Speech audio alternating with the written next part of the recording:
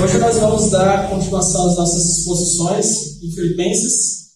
Gostaria que os irmãos abrissem comigo em Filipenses capítulo 1, os versículos 3 ao 11.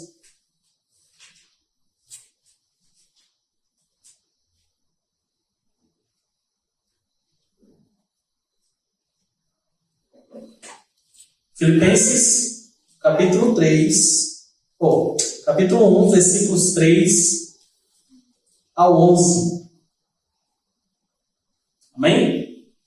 Diz assim a palavra de Deus: Dou graças ao meu Deus por tudo que lembro de vocês, fazendo sempre com alegria súplicas por todos vocês em todas as minhas orações. Dou graças pela maneira como vocês têm participado na proclamação do Evangelho, desde o primeiro dia até agora. Estou certo de que aquele que começou boa obra em vocês há de completá-la até o dia de Cristo Jesus. Aliás, é justo que eu assim pense de todos vocês, porque eu os trago no coração, seja nas minhas algemas, seja na defesa e confirmação do Evangelho, pois todos vocês são participantes da graça comigo. Pois Deus é testemunha da saudade que tenho de todos vocês, no profundo afeto de Cristo Jesus.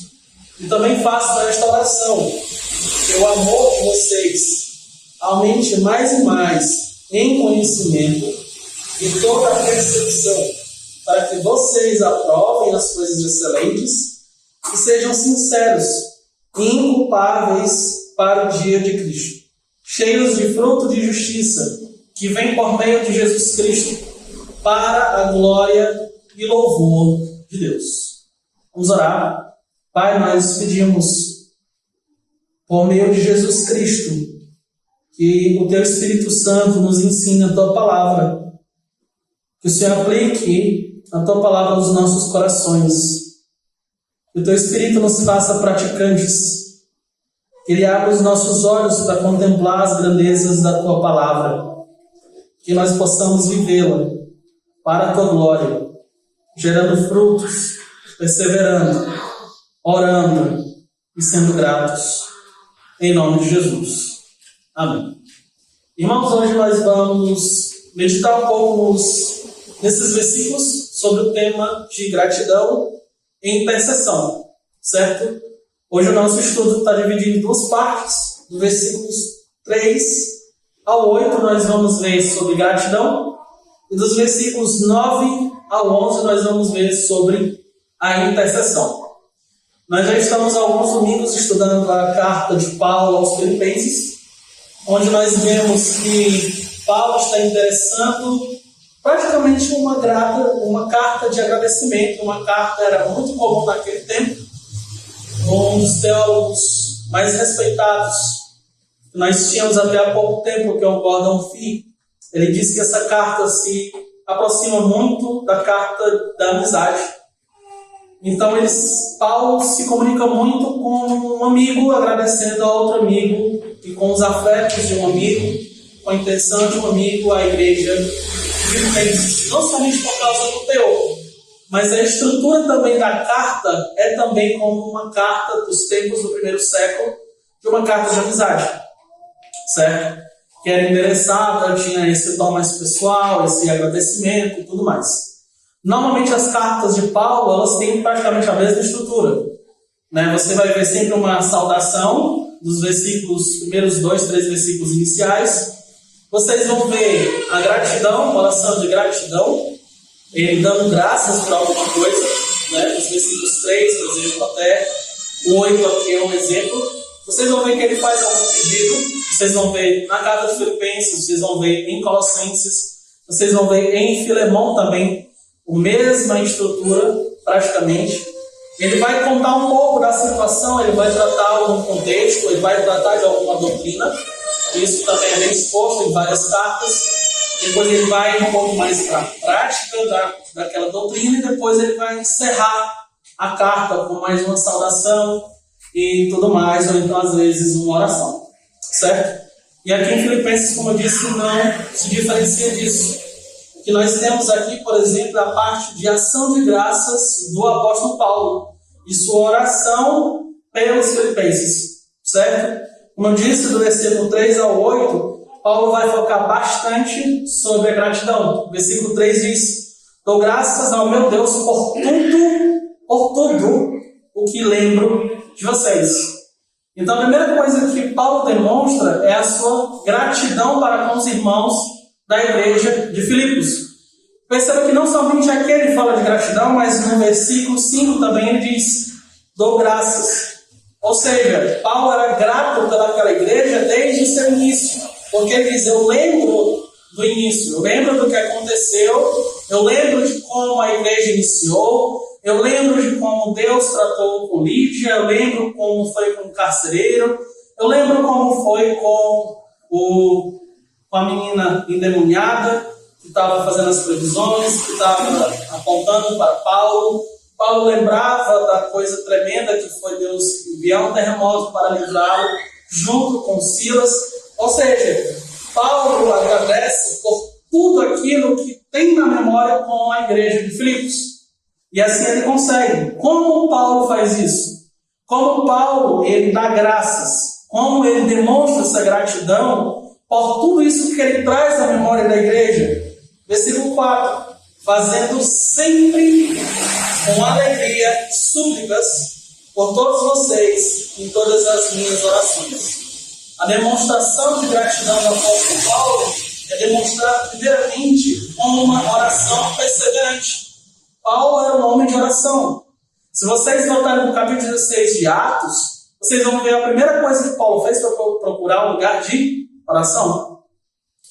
E durante aquele tempo que ele estava lá, quando ele estava preso, o que ele estava fazendo?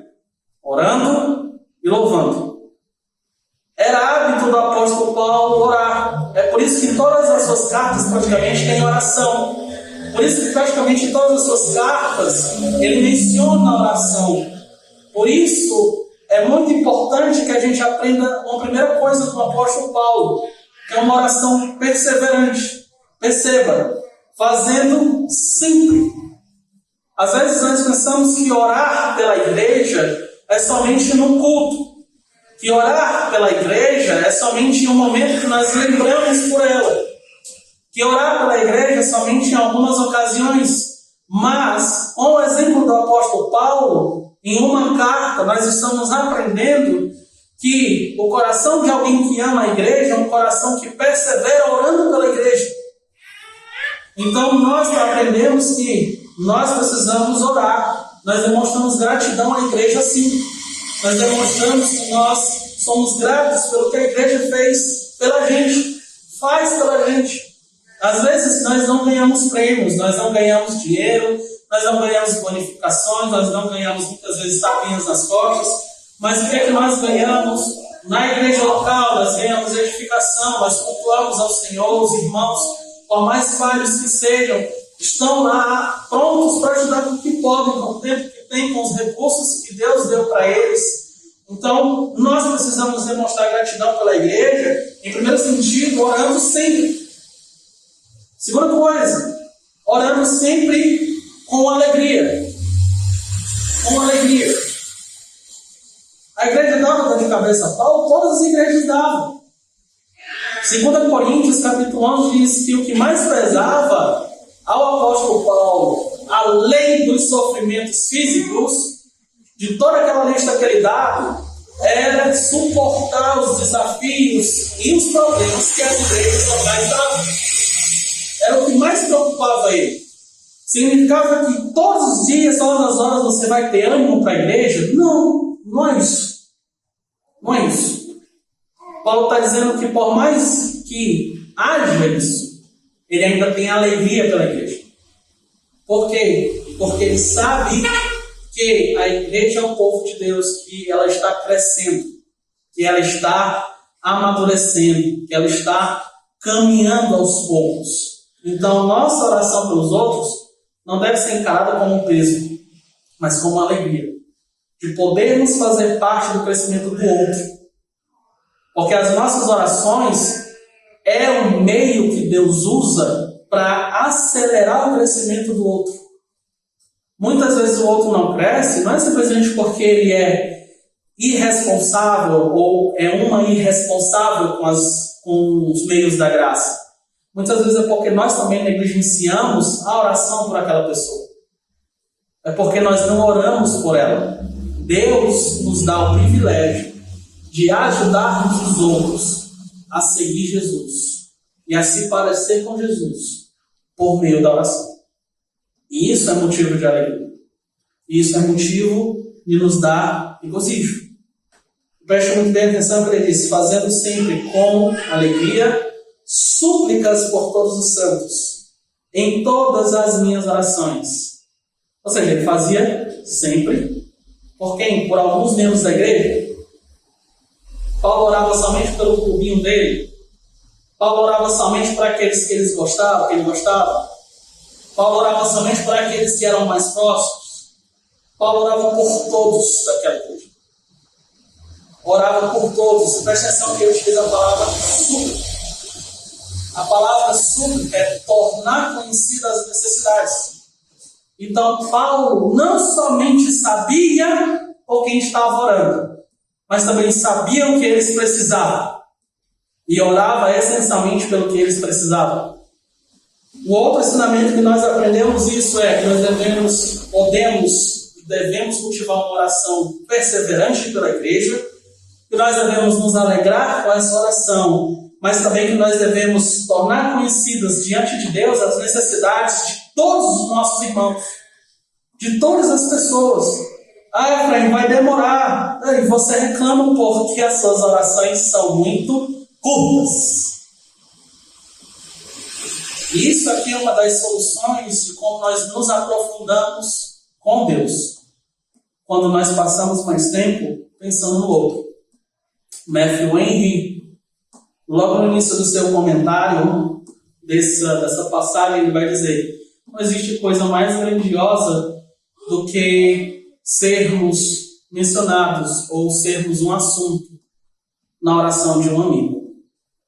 E nós estamos falando da igreja, a qual um dos livros que eu tenho lá em casa, que é o Feitos para a Amizade, diz que nós somos a comunidade de amigos, uma nova comunidade voltada para a amizade. Então nós precisamos tornar conhecidas as necessidades dos nossos irmãos, porque assim nós conseguimos praticar aquilo de Romanos: a alegria do irmão é a minha alegria. E assim nós conseguimos também praticar o que Gálatas diz: suportar o fardo dos outros, levar junto o peso uns dos outros. Deus é. Novamente, o Paulo, no versículo 5, diz: dou graças pela maneira como vocês têm participado na proclamação do Evangelho desde o primeiro dia até agora. Paulo agora, ele vai não somente demonstrar sua gratidão, mas dizer pelo que ele é grato na vida dos filipenses. Que é o quê? Eles são coparticipantes ou colaboradores, ou na minha tradução, participantes na proclamação do Evangelho. Como os filipenses eram participantes? Se nós olharmos para a carta, vocês verão que Filipenses foi a primeira igreja que, desde o primeiro contato com o apóstolo Paulo, contribuiu financeiramente com ele. Era uma igreja pequena, 3, 4 pessoas. Era uma igreja inicial, mas era uma igreja que já sabia o valor de contribuir para a obra missionária, para a obra de Deus, para o avanço do reino de Deus. Então, uma das formas deles se tornarem participantes da proclamação do Evangelho é a contribuição financeira. É dar. Às vezes, nós esquecemos que essa é uma das maneiras que nós podemos contribuir para o avanço do reino de Deus em outros lugares. O seu dinheiro é importante, por exemplo, para Portas Abertas. O seu dinheiro é importante para a Reprise, que é a Associação Missionária do Posto. O seu dinheiro é importante para cá, para continuar o avanço do Evangelho. O seu dinheiro é importante quando você dedica uma parte para comprar panfletos, para comprar materiais. para a evangelização, para se preparar para a evangelização. É importante a sua contribuição, porque você se torna o quê? Participante na proclamação do Evangelho. Mas não somente isso, mas nós nos tornamos participantes, de acordo com o contexto de Filipenses, no capítulo 16 de Atos, quando nós ajudamos a evangelizar também. Quando nós montamos os nossos próprios planos de evangelização. Quando nós queremos alcançar os familiares. É um exemplo. O que o carcereiro fez e o que Lídia fez? A primeira coisa que Lídia fez foi o quê? Se converteu, Deus abriu o coração, em compensação ela abriu a porta de casa. Porque quando o evangelho entra em alguém, ela também entra na casa. Então Lídia abriu a sua casa para ser o primeiro lugar da igreja. E Lídia era empresária, se a gente for colocar nos nossos termos. Lídia era dona de negócio, Lídia tinha dinheiro, Lídia era importante naquela cidade. Então Deus foi, converteu e ela abriu as portas, ela se tornou o primeiro ponto. O que foi que o carcereiro fez? O carcereiro creu em Jesus, a primeira coisa que ele fez foi o quê? Abriu as portas de casa. Pregue também para a minha família, pregue também para os meus conhecidos. Então, todas as pessoas que recebem o Evangelho fazem de sua casa um ponto para alcançar outras pessoas na sua família e ao seu redor. A questão que eu ponho para vocês é o que vocês têm feito com a casa de vocês. Eu sei que vocês têm trabalhos, eu sei que vocês são ocupados, e ninguém pode vir com desculpa para o meu rumo de dizer que eu não entendo o que é ser ocupado. Eu entendo perfeitamente o que é ser ocupado. Eu entendo a rotina de vocês. E é por entender como é a rotina de vocês que eu posso dizer o seguinte: vocês podem abrir a casa de vocês para evangelização. Vocês podem criar o projeto de vocês para evangelização. Vocês podem criar grupos na casa de vocês para alcançar familiares de vocês, para alcançar vizinhos de vocês, para alcançar pessoas que vocês conhecem, que trabalham com vocês, que convivem com vocês.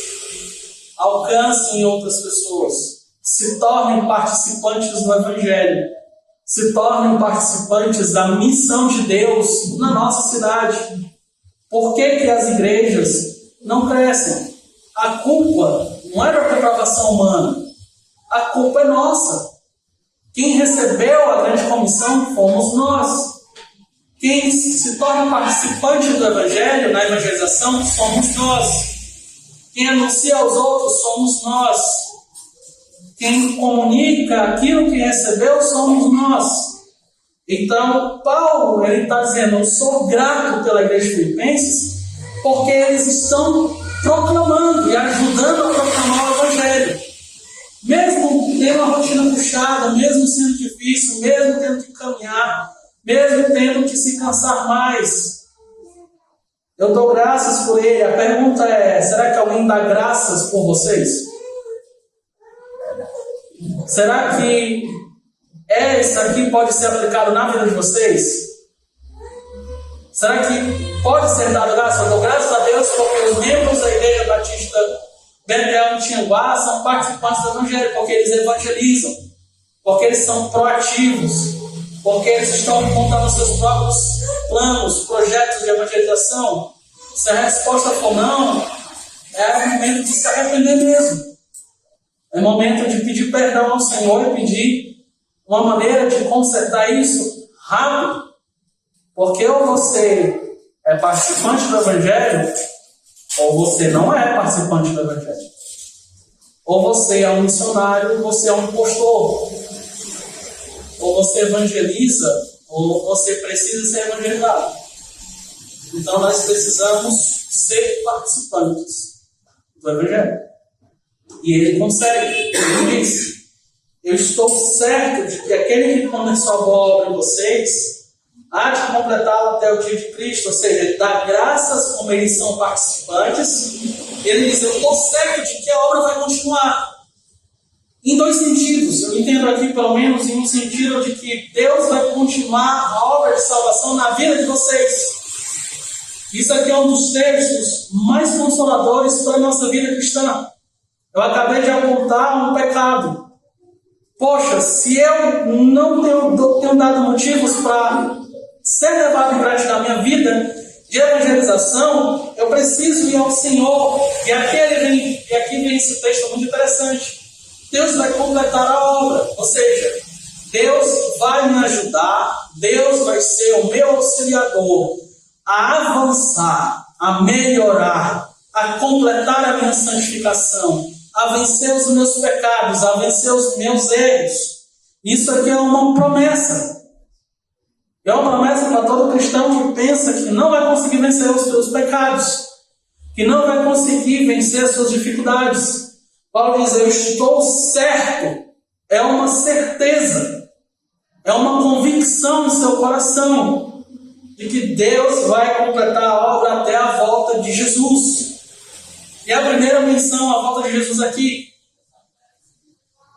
ele está dizendo, eu estou certo de que isso vai acontecer. Então vocês precisam continuar perseverando. Arrependam-se dos seus erros, arrependam-se dos seus pecados, reconheçam. Por quê? Porque Deus vai continuar trabalhando em nossas vidas. E segundo, Deus vai continuar trabalhando através da igreja. Deus vai continuar completando a sua obra até o final. Não somente na santificação, mas também nos nossos trabalhos. No avanço do reino. No avanço das coisas. E no versículo 7 ele diz, aliás, é justo que eu pense de todos vocês assim. É como se ele dissesse assim, olha, eu tenho bons motivos para poder pensar assim. Só que para a gente entender aqui, a gente precisa ler ao contrário esse versículo. Por que Paulo tem bons motivos para poder pensar que Deus vai completar a obra na vida da igreja de Filipos? Porque primeiro, na parte final do versículo 7, eles são participantes da graça. Eles foram alcançados pelo Evangelho. O Espírito Santo abriu o coração de Lídia. O Espírito Santo abriu o coração do carcereiro, libertou a menina dos demônios. Fez toda aquela transformação. Isso aqui é prova de que vocês são participantes da graça. A forma como vocês receberam o Evangelho, ou seja, a forma como Lídia recebeu, já abriu sua casa para a igreja. A forma como Lídia e o carcereiro disseram, nós fomos alcançados, nós queremos que nossa família também seja. Então é justo que ele diga, Deus vai completar, porque ele já iniciou uma obra na vida de vocês, que é a salvação pela graça de Jesus. Vocês são participantes comigo dessa graça. Vocês estão no reino da graça comigo. Deus vai continuar trabalhando na vida de vocês, vai ajudar vocês a vencerem os pecados, vai ajudar vocês a vencerem seus desafios, vai continuar Deus perseverando na vida de vocês. Porque eu sei que a graça de Deus reina sobre a vida de vocês. E segundo, porque eu os trago no coração. O apóstolo Paulo tem uma característica muito única, não somente aqui, mas, por exemplo, vocês vão ver em 1 Tessalonicenses e em outros textos, ele falando sobre esse afeto, como um pai que cuida dos filhos, como a mãe que cuida dos filhos, como a galinha que junta debaixo das suas penas os pintinhos. E aqui na carta de Filipenses, porque eu os trago no coração, vocês habitam no meu coração.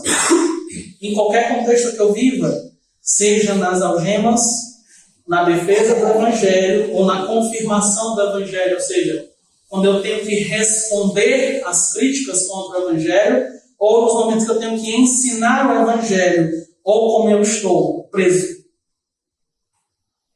Independentemente da situação e do momento que eu viva, os filipenses estavam no coração do apóstolo Paulo. É tanto que ele diz, Deus é minha testemunha, no versículo 8. Pois Deus é testemunha da saudade que tenho de todos vocês, no profundo afeto de Cristo Jesus. Paulo sentia saudades Paulo amava a igreja. Preste muito bem atenção. E novamente eu utilizo a palavra todos vocês. Novamente Paulo não tem os seus escolhidos. Paulo não está dizendo eu tenho saudade de fulano. Ou então eu tenho saudade e trago no meu coração a ciclano. Ou eu tenho saudade, afeto e proximidade de XYZ dentro da igreja.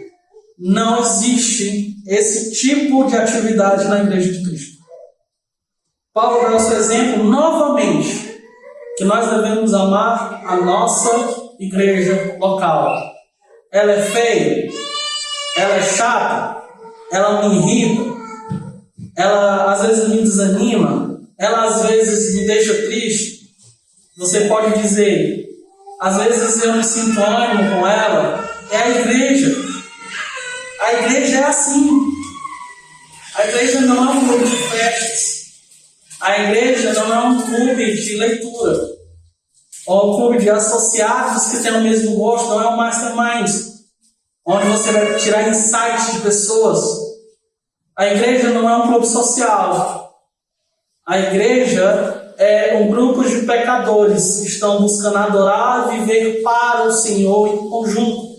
E se nós estamos falando de pecadores, vai desanimar você, vai ferir você, mas ainda são pessoas que amam você. São pessoas que ainda batalham por você em oração, como no caso de Paulo, como no nosso caso, da nossa igreja. E a segunda parte, nós temos um pedido de intercessão do apóstolo Paulo. Se nós vemos agora que Paulo é grato, sempre fazendo orações por eles, que é grato pela participação no evangelho com eles, Paulo também pede por eles. Versículo 9 diz: também faço esta oração, que o amor de vocês aumente mais e mais em conhecimento e toda a percepção. Primeira coisa que nós vemos nesse versículo é o seguinte: Paulo mostra como ele ora. Porque Paulo entendia que quando oramos na frente de outras pessoas, nós estamos ensinando a essas pessoas como orar. Por isso que é importante o que nós falamos na oração. E eu não estou falando de pessoas novas que estão aprendendo. Estou falando dos mais velhos. Paulo era um apóstolo, Paulo era um ancião, era mais velho, e por sua oração ele estava mostrando pelo que e como nós devemos orar pelos outros. Nossa oração ensina, assim como a oração de Paulo está nos ensinando. A segunda coisa que Paulo pede para que o amor aumente. Se nós estamos já amando, não significa que nós precisamos parar de amar. Significa que nós devemos aumentar nosso amor. O Matthew Henry tem uma frase muito interessante. Ele vai dizer assim: olha, se você está praticando mais obras, você deve se esforçar para praticar ainda mais. Se nós estamos amando, então nós devemos crescer mais em amor. E a igreja de Filipenses demonstrava o seu amor, ajudando o apóstolo Paulo financeiramente, orando pelo apóstolo Paulo, conferindo como é que o apóstolo Paulo estava, porque enviou um mensageiro para ele. Então, eles se preocupavam. E a primeira oração do apóstolo Paulo não é dizer, vocês continuem assim. Não, a primeira oração do apóstolo Paulo é o quê? Que vocês aumentem em amor. Que nós precisamos, aqui em primeira instância, aumentar o nosso amor. O nosso amor comparado aos próprios filipenses é pouco. E nós precisamos aumentar mais ainda. Nós precisamos aumentar nosso amor pelos líderes locais. Nós precisamos aumentar nosso amor pelos membros da nossa igreja. E precisamos aumentar o nosso amor pelas pessoas que nós temos contato no nosso dia a dia. Nós precisamos amá-los. Nós precisamos ajudá-los, servi-los, direcioná-los, nos sacrificarmos por eles. Nós precisamos amar. Só que o apóstolo Paulo não pede para que você sinta qualquer coisinha que quer. O amor do apóstolo Paulo, pelo qual ele pede aqui, não é um sentimentalismo bobo. Não é aquela paixãozinha qualquer. O amor bíblico, em primeira instância aqui, é um amor que é baseado no conhecimento. É um amor que entende o que está fazendo. É um amor que sabe como fazer. É um amor baseado nas Escrituras. Então nós percebemos aqui que não é qualquer sentimento. O que eu acho sobre o amor à igreja é como Deus define que eu devo amar a igreja. Assim eu devo amar. Como Deus diz para que a gente ame a igreja? Suporta a igreja. Serve a igreja. Se dá pela igreja. Zela pela igreja. Chora com ela, se alegra com ela, pergunta sobre eles. Se envolve na vida deles. É com conhecimento. O que é que Deus diz para nós sobre o amor? Sobre o amor à igreja. Nós devemos fazer. Segundo, é que esse amor deve ser com percepção. Ou seja, na sabedoria. Enquanto ele diz o seguinte, o amor que deve crescer em vocês é um amor baseado no conhecimento. O que vocês devem fazer. Certo? Agora ele está dizendo como vocês devem fazer. Ou seja, o que ele quer dizer aqui? O amor que vocês devem crescer deve estar baseado no que a palavra de Deus diz e na sabedoria.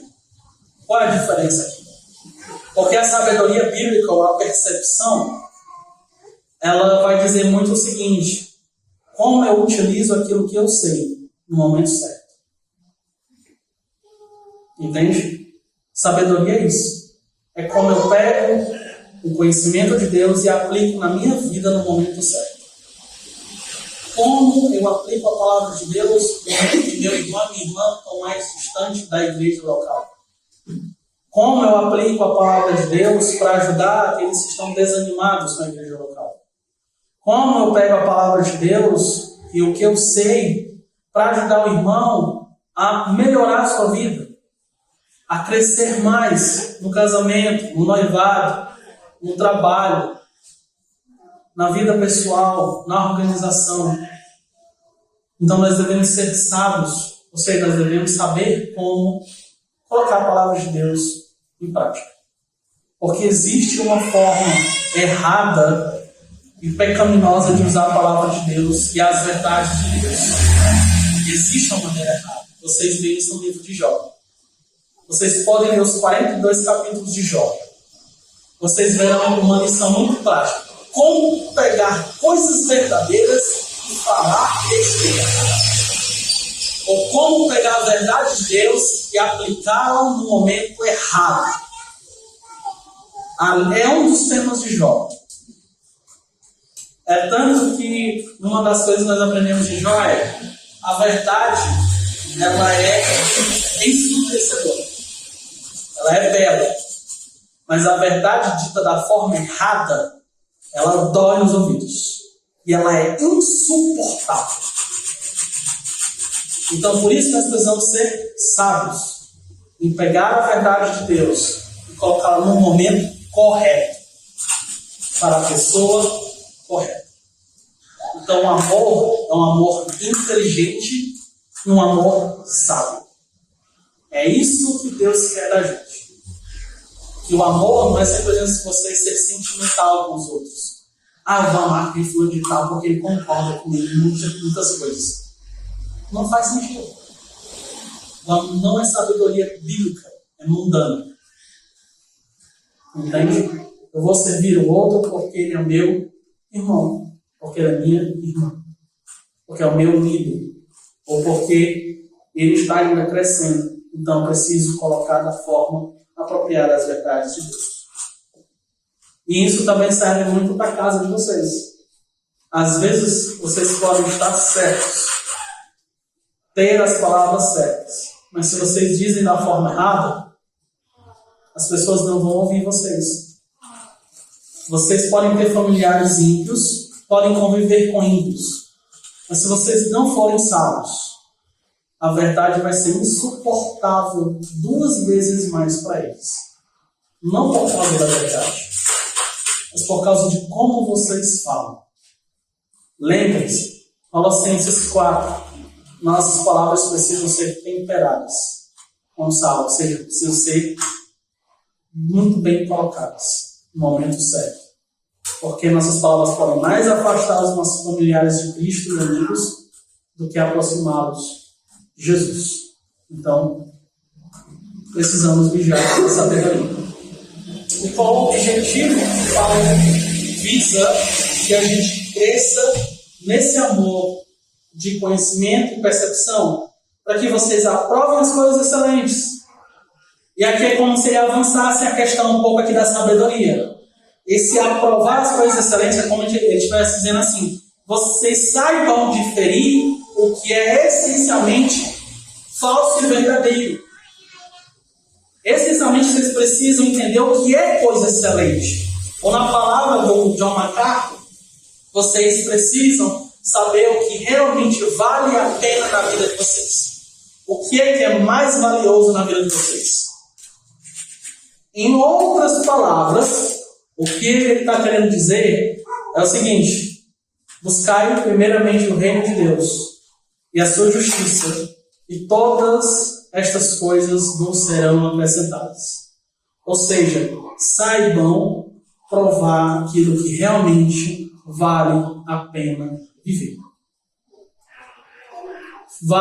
Vocês precisam, no dia a dia, pensar se vale a pena vocês sacrificarem um momento com a família, sacrificar um momento de estudo devocional por trabalho. Se vale a pena, durante a semana, vocês sacrificarem o tempo do culto para outras coisas. Se vale a pena vocês buscarem mais o trabalho em determinados momentos, como o domingo, do que descansar do Senhor, do que aprofundar os conhecimentos do Senhor, aproveitar com a família. Provem as coisas excelentes. Saibam pesar. E não é isso que eu vou dizer para vocês todos os dias. E vai dizer isso para vocês é o conhecimento que vocês têm da Bíblia. É a sabedoria de vocês. Por isso que ele pede para que o amor ele cresça. Porque se o meu amor cresce a Deus, eu vou saber o lugar de Deus na minha agenda. Se o meu amor cresce pelos meus irmãos, eu vou saber o que eu devo fazer por eles. Entende? É como se fosse um fruto direto. Ele dizendo, quanto vocês crescem em amor, vocês também melhorarão na agenda de vocês. Vocês terão mais equilíbrio para poder dividir o certo do errado. Vocês amadurecerão. Certo? E ele diz, que sejam sinceros e inculpáveis para o dia de Cristo. Ele está dizendo o seguinte, esses sinceros é interessante porque ela é uma expressão cultural dos gregos, porque naquele tempo existiam os comerciantes meio safados, sem vergonha, nem os brasileiros, eles faziam coisas de porcelana, às vezes quebrava o negócio de porcelana, né? Antes deles pintarem, sabe? Aí eles colocavam uma massa lá e depois pintavam. É como se fosse bem bonitinho, né? Aí ele diz, como é que uma pessoa sabia se ele fez isso ou não? Colocando no sol. Então eles colocavam no sol para poder saber se estava com alguma rachadura, ou se o cara com vergonha foi lá e botou um negócio lá, uma massa que não era da cerâmica, para poder tapar o buraco, para saber se realmente era bom ou era ruim. Então quando Paulo está dizendo, e sejam sinceros, é como se ele estivesse dizendo assim, olha, vocês precisam ter uma vida sem mancha, a ponto de que, quando vocês forem expostos diante do sol da justiça, que é o Senhor Jesus, vocês não têm nada do que esconder. Vocês não têm nada do que esconder. Então, que nós possamos ser sinceros, que nós não tenhamos nada a esconder diante de Cristo, nem diante das pessoas que sejam inculpáveis.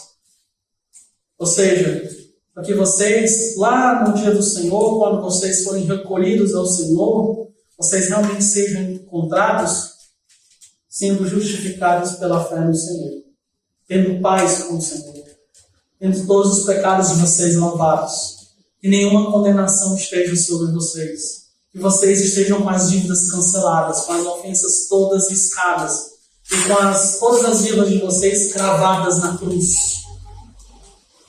Esse é o desejo do apóstolo Paulo. E por último, ele diz, cheios de fruto de justiça, que vem por meio de Jesus, para a glória e louvor dele. O que ele está dizendo aqui? O objetivo final é que vocês cresçam praticando a palavra de Deus na dependência do Espírito Santo, na dependência de Jesus, para a glória de Deus. Nós não somos bons para o nosso próprio nome, para a nossa glória, mas para a glória de Deus, para o louvor de Deus, para a grandeza de Deus. Então o apóstolo Paulo encerra com só lhe deu glória. Somente a glória a Deus, para que Deus receba a glória pela vida de vocês. E aqui, irmãos, eu quero deixar pelo menos 2 aplicações na vida de vocês. A primeira é, cultivem uma vida assim de oração. Cultivem essa vida de oração. Cultivem uma vida de oração cheia de gratidão. Não só de pedidos, mas gratidão pela igreja local de vocês. Gratidão pelo púlpito que vocês têm, não púlpito material, mas como nós somos abençoados a tal ponto de nós não estarmos sendo enganados como as outras igrejas estão. Não no sentido de vocês se orgulhem, mas vocês sejam muito obrigado por nos preservar. Obrigado por nos trazer a verdade, por o Senhor abrir nossos olhos. Obrigado por estarmos numa igreja simples, que tem preservado, buscado ser mais santa. E, Senhor, eu oro pelos meus irmãos, todos eles. Todos, desde o líder até o irmão que eu não tenho muito contato, até o mais jovem. Eu não sei suas necessidades, mas eu vou buscar suas necessidades para orar. Então nós devemos cultivar essa vida de oração. Nós devemos interceder pelos nossos irmãos. Nós devemos pegar as necessidades de cada um no início da semana e orar durante toda a semana. Colocá-los no nosso coração. Trazê-los no nosso coração todos os dias. A vida comunitária não é uma vida isolada. Não é verdade que nós, quando somos cristãos, somos isolados uns dos outros na semana.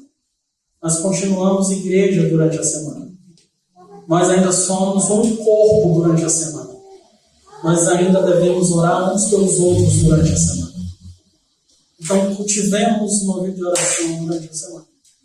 A segunda coisa que eu quero colocar aqui é: vamos aprender a crescer em amor. Nós somos duros demais, secos demais, irônicos demais. Nós pensamos pouco no bem do outro. O Matthew Henry novamente diz que nós devemos pensar o máximo possível o bem do outro. E isso é o segundo mandamento. Efésios diz para a gente buscar a honra do outro acima de tudo. Que nós devemos defender a honra do outro sempre. Isso é o segundo mandamento. Então nós devemos amar mais. Não deixar que o mundo tire esse amor da gente. Porque é o que Jesus deixou para a gente. Como o mundo vai nos reconhecer como discípulos de Jesus? Quando nós nos amarmos uns aos outros. João 17. E às vezes nós pensamos que não, isso não é possível, mas é possível aprofundarmos mais o nosso amor na medida em que nós olhamos para Romanos capítulo 5, que diz que o Espírito Santo é derramado em nossos corações para amarmos. O amor é a base de tudo que nós fazemos. 1 Coríntios 13. Não adianta você pregar, não adianta você cantar, não adianta você ter um bom trabalho, ser íntegro no trabalho. Não adianta nem você dar o seu corpo para morrer pelo nome de Jesus se você não tiver amor. Nada disso valerá.